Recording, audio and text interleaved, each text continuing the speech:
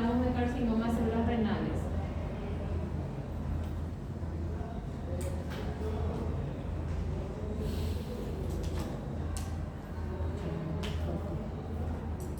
Y luego están los tumores renales de la infancia o del niño, en donde hablamos allí del nefroblastoma.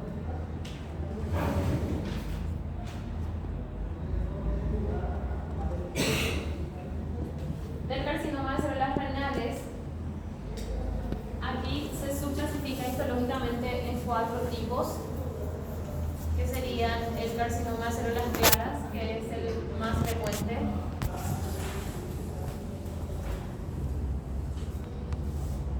El segundo en frecuencia es el carcinoma papilar. Le sigue en frecuencia el cromófobo. Y el menos frecuente es el de ductos colectores.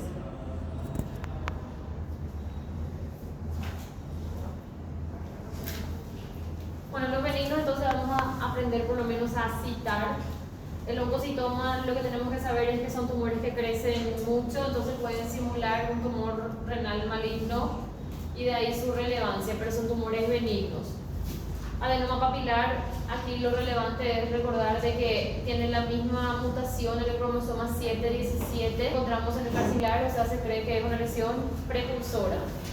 El angiomiolipoma es un tumor benigno también, es un tumor benigno pero que tiene 3 componentes, como dice su nombre: vasos sanguíneos, músculo liso, tejido adiposo, y está asociado a la esclerosis tuberosa. Y el fibroma medular es de hallazgo incidental, son tumores pequeños sin relevancia clínica prácticamente. El carcinoma de células renales, este es el tumor renal más frecuente, maligno, y lo subclasificamos en 4 subtipos histológicos principales, que es el de carcinoma de células claras, papilar, cromófobo y de ductos colectores. En la práctica nosotros vimos láminas de células claras, papilar y cromófobo. De células claras, en donde recordemos de que en la macro tienden a ser tumores sólidos, grandes, ubicados en los polos del riñón, suelen ser amarillentos, por lo general son bien delimitados, pero también pueden ser infiltrativos. Y en la micro, su nombre ya lo dice, se caracteriza por la formación de células con un citoplasma claro porque acumulan líquido, núcleo pequeño y central. Son tumores que se originan en el epitelio ductal. Este está asociado principalmente como factor predisponente externo, sería el tabaquismo. Además del tabaquismo podemos hablar de hipertensión, podemos hablar de la enfermedad quística por diálisis, o sea, los quistes por diálisis. También puede ser por exposición a amianto, arsénico, plomo o otros contaminantes ambientales también, o metales pesados. Y como lo que sería de factor genético, recordemos que vemos la mutación en el cromosoma 3, específicamente el gen que llamamos VHL, que es el gen de von Hippel-Lindau, ya que frecuentemente en los casos familiares se asocia a lo que sería el síndrome de von Hippel-Lindau. El carcinoma papilar, vemos mutaciones principalmente en el cromosoma 7, 16, 17 y en los casos esporádicos también la pérdida del cromosoma Y.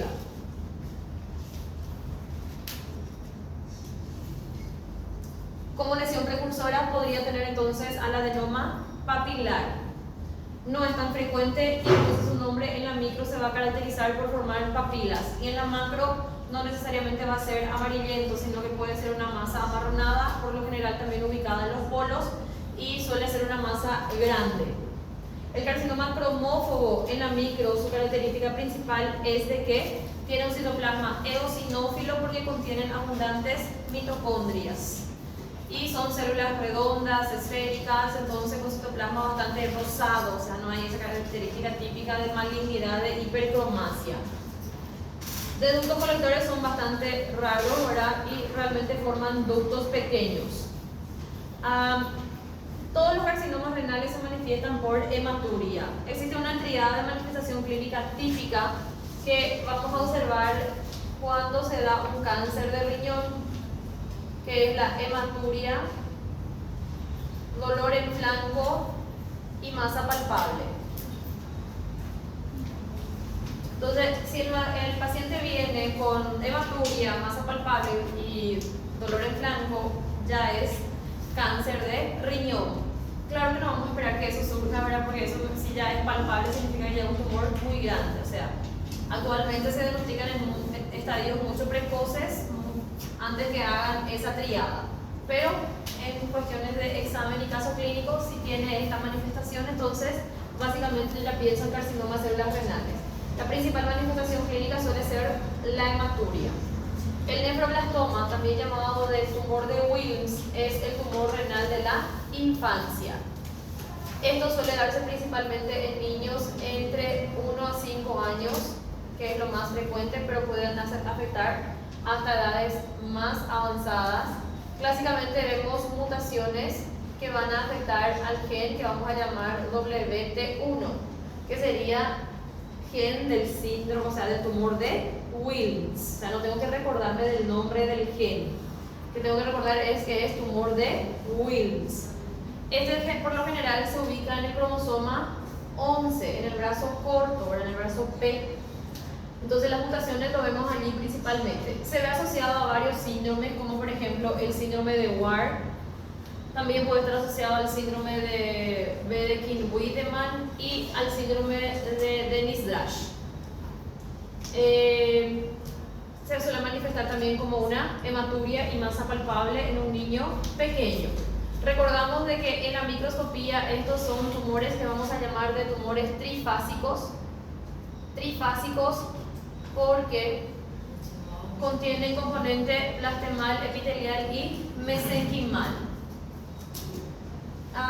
Y básicamente eso. Ahora, con respecto al nefroblastoma, este es un tumor que, si es diagnosticado en etapas precoces, suele responder bien al tratamiento. El mal pronóstico lo vamos a ver en aquellos tumores que hacen metástasis. Los tumores de tiroides que estudiamos, los subtipos histológicos que habíamos visto, son el carcinoma papilar, folicular, medular y anaplásico. En donde los que tuvieron práctica conmigo, nosotros estuvimos observando el carcinoma papilar y el folicular. El papilar es el más frecuente, representa más del 85% de los casos de cánceres de tiroides.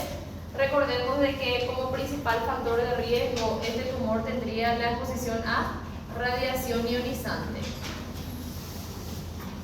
Las mutaciones, hablando todavía de etiopatogenia, lo vemos principalmente en los receptores de membranas celulares en la vía red, específicamente acá en las señalizaciones tipo BRAF. Estos tumores se suelen dar en mujeres principalmente, en una franja etaria de entre 35 a 45 años de edad. ¿Cómo se manifiestan en la macro? Suelen ser únicos o múltiples, pueden ser sólidos o quísticos. Al corte pueden incluso formar las papilas. La característica pactonomónica típica lo vamos a encontrar en la micro. En la micro, en donde además de formar papilas, podemos observar las células epiteliales que tienen un núcleo que le llamamos de envidrio o cristal esmerilado. O en ojo de la huérfana Annie, ¿verdad? Que aparece un núcleo vacío. Otra característica microscópica importante a recordar es que tienden a formar calcificaciones concéntricas que llamamos de cuerpos de Samoma. Estos no suelen producir hormonas, por lo tanto se manifiestan como nódulos fríos, ¿verdad? En donde con la inyección de iodo radiactivo entonces no van a captar al iodo. Su pronóstico va a depender bastante de lo que sería, de cómo está, pero recuerden que son tumores que tienen buen o excelente pronóstico, mejor dicho, ¿verdad? Porque generalmente se diagnostican antes que hagan metástasis. Clínicamente recuerden que se manifiestan como nódulos asintomáticos en el cuello, o sea, no duelen, significa asintomático. Solo se percibe una masa nodular en el cuello que se suele mover con la deglución. El carcinoma folicular, como factor predisponente o factor de riesgo, tendríamos de que sería la deficiencia de iodo. Y como lesión precursora puede tener, ¿cuál sería su lesión precursora? Le tiene al adenoma folicular.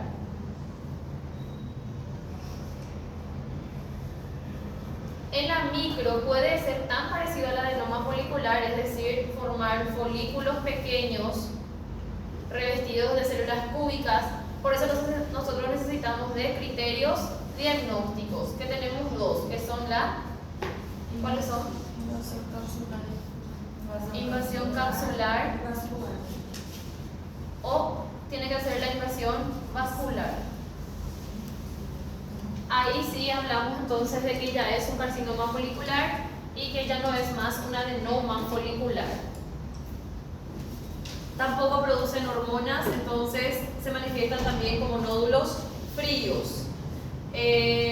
Y también tienen buen pronóstico, ¿verdad? Aunque estos sí tienden a hacer metástasis y si lo hacen por la vía hematógena, principalmente. El carcinoma medular, recordemos que clasificamos en dos tipos. Antes de clasificarlo vamos a recordar que este se origina en las células C, ¿verdad? Su origen va a ser, a diferencia de los otros que tienen un origen en células foliculares, estos se originan en las células C o células parafoliculares. Y lo clasificamos en dos tipos, que serían entonces el tipo esporádico, que es el más frecuente, 80% de los casos, y tipo familiar. Recordando que el tipo familiar representa solo 20% de los casos y se asocia con un síndrome que llamamos síndrome Mendoz, que es de neoplasia endocrina múltiple. Estos tumores se caracterizan por producir calcitonina. Como se originan en las células C, entonces tienen como marcador tumoral a la calcitonina. Y en la micro, típicamente nosotros vamos a encontrar,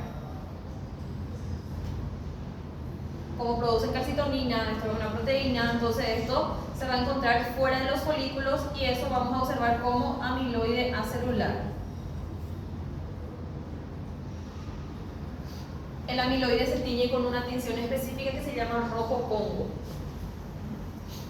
El carcinoma anaplásico, su nombre ya lo dice, es un tumor grado 4, ¿verdad? Indiferenciado, o sea, no tenemos allí rastros de su origen, se suele dar en mujeres ya ancianas a diferencia de los demás. El medular, cuando es familiar, se suele dar en individuos jóvenes y puede afectar tanto a hombres como mujeres. El esporádico se da en edades un poco más avanzadas. Con respecto a las patologías de la próstata, nosotros hablamos de hiperplasia prostática, adenocarcinoma de próstata y de prostatitis. Hiperplasia prostática. ¿Qué sería la hiperplasia prostática?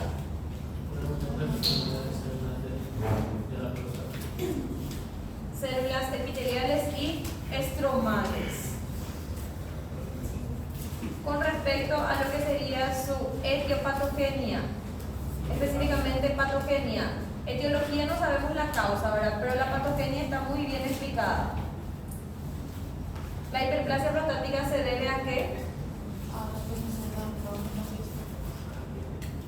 Principalmente, ¿verdad? Por la DHT. Estimulación entonces de las células para proliferar por la DHT, que es la dihidrotestosterona. Recordemos de que la testosterona solo es capaz de convertirse en DHT por acción de una enzima que se llama 5-alfa-reductasa tipo 2. Sin esta enzima no se convierte en DHT, entonces no hay proliferación de células epiteliales ni estromales, porque la DHT estimula la producción de factores de crecimiento tanto para células epiteliales como para células estromales. ¿En qué parte se origina la hiperplasia prostática? Una zona que vamos a llamar de zona de transición. Recordemos que no está relacionada con el cáncer, por eso se llama también de hiperplasia prostática benigna. En la macro se manifiestan como nódulos, ¿verdad?, que se originan en la zona de transición. Estos nódulos pueden comprimir la uretra y dejar la uretra en hendidura. En la micro lo característico es que las glándulas son benignas, y sabemos que las glándulas son benignas porque tienen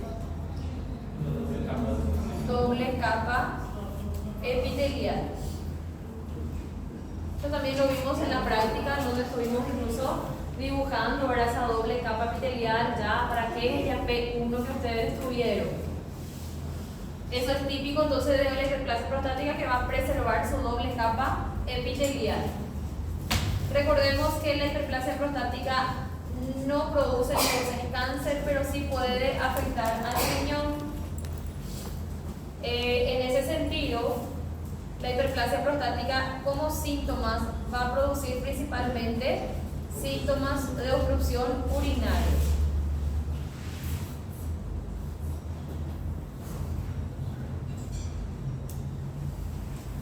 ¿Cuáles serían esos síntomas de obstrucción urinaria? Dificultad para iniciar la micción, o sea, dificultad para la micción, ¿verdad? Dificultad para iniciar la micción, dificultad para detener el chorro de orina. Esto va a causar dolor, ¿verdad?, disuria, va a hacer que la persona orine cada rato por la quiuria, va a hacer que por la noche se levante mucho más porque ahí se relaja el músculo y entonces orina mucho más. Entonces llamamos eso de nicturia o nocturia también. Y como complicaciones va a tener a nivel renal, principalmente llevando a hidronefrosis, a insuficiencia renal o infecciones urinarias a repetición. Y con respecto al cáncer de próstata, que es el cáncer más frecuente de los hombres, recordemos de que esto comienza a aumentar su incidencia principalmente en hombres mayores de 50 años de edad. A mayor edad, mayor incidencia. Por eso, para detectar este cáncer se comienza a hacer 10 años de su aparición más frecuente, que suele ser a partir de los 40, ¿verdad?, para hacer el rastreo. Con respecto a su etiopatogenia,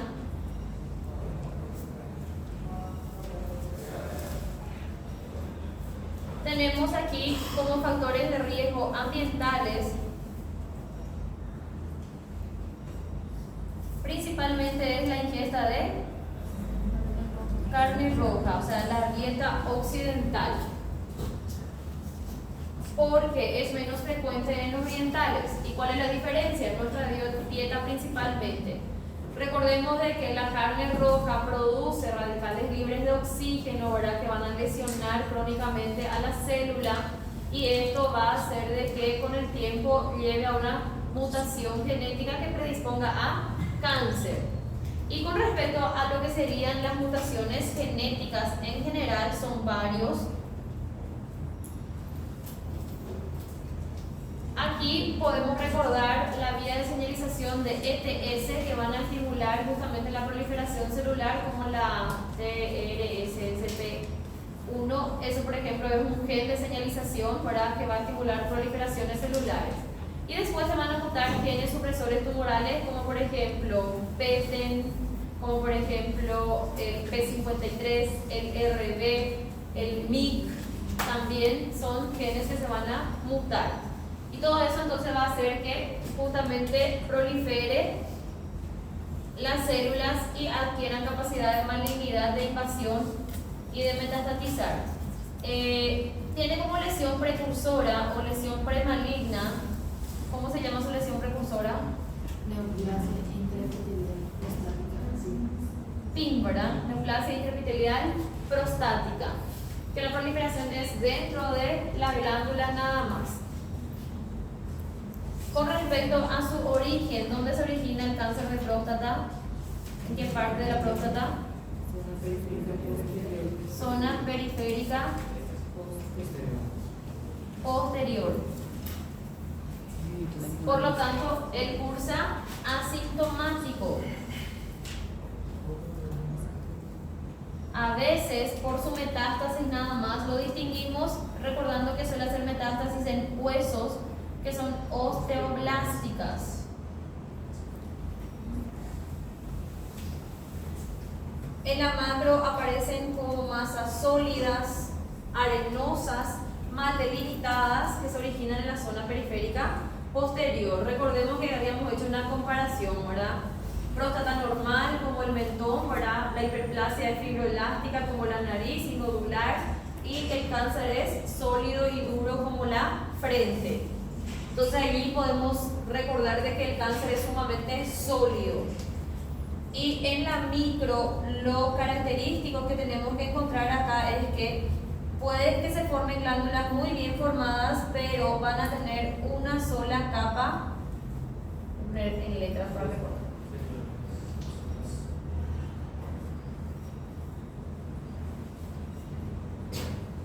Una sola capa epitelial, o sea, carece de la doble capa, carece de la capa basal de células.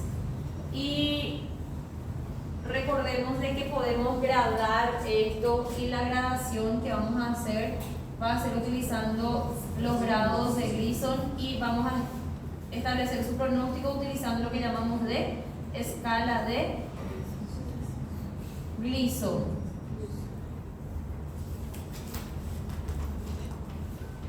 La escala de Gleason grada en 5 grados primeramente y después recién suma los dos patrones más frecuentes. Grado 1 serían aquellos que forman glándulas pequeñas, uniformes, y todas son así, pequeñas y uniformes. Grado 2 van a ser glándulas mayoritariamente pequeñas y uniformes, y algunas pocas que van a ser ramificadas. Grado 3, mayoritariamente ramificadas y en menor medida las pequeñas y uniformes. Grado 4, la gran mayoría van a ser ramificadas de aspecto cribiforme. Y grado 5 ya no forma estructura glandular.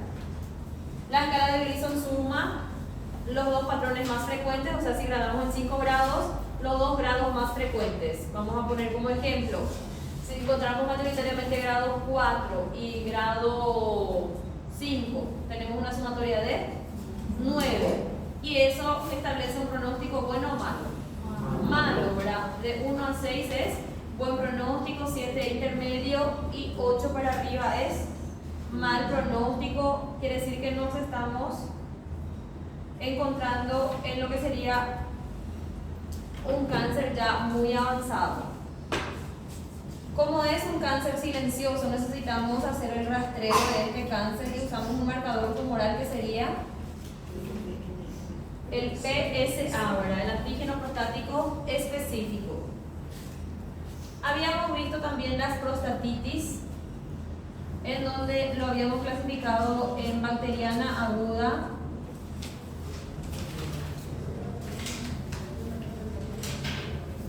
bacteriana crónica y abacteriana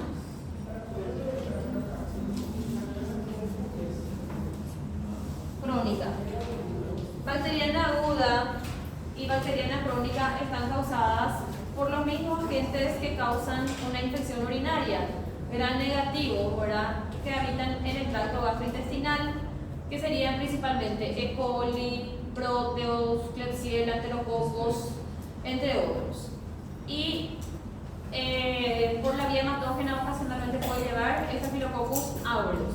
Si hay una inflamación aguda, esto va a causar mucho dolor, va a cursar con disuria, con fiebre, con escalofríos, o sea, como cuando afecta el riñón también, como una pielonefritis aguda. Si es crónica, ya va a ser casi asintomático, causa síntomas inespecíficos, como por ejemplo dolor lumbar, molestia suprapúbica y nada más que eso.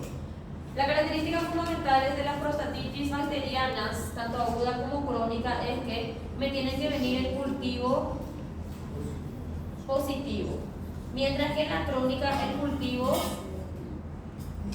viene negativo, pero eso no significa de que no esté causada por bacterias. Recordemos que este está causado por bacterias, que sería principalmente clamidia y ureaplasma, que son microorganismos de transmisión sexual.